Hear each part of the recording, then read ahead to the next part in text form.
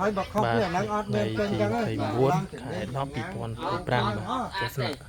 រោងសំណាញ់បាទ ខ្ញុំទៅឲ្យខ្ញុំប្រាប់ខ្ញុំទៅ នេះរោងខាងគម្រោងអែម100ម៉ែត្រការ៉េអានេះប្រភេទពូជស្ពៃក្រញាញ់ក្តោបអាយុកាល24ថ្ងៃ អាហ្នឹងត្រង់ណាអត់កូនកើត បាទនេះរោងអែមយើងបាទហើយមករោងនេះមករោងដែលក្នុងមករោងបាន60គីឡូ60គីឡូតម្លៃគីឡូបាន35គឺមានថា1គីឡូ3500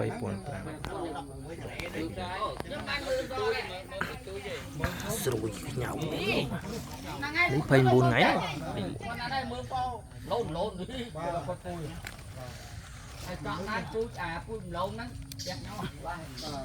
នេះវាយកទៅបំបីទៅហ្នឹងថ្ងៃរោងក៏ដល់បាន2រោង3រោង អាហ្នឹងវា សល់តែ2រោង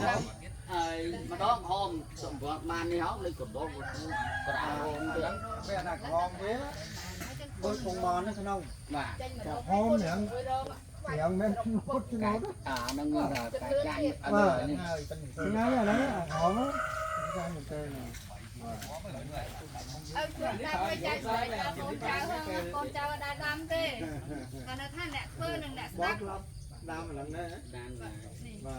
ទ ថាតែបាត់ស្ដាប់ចៃទេអត់ទាន់បានផលិតផលប៉ុណ្ណេះ បាទ វានៅខ្សោយជាងនឹង សោយ នៅខ្សោយ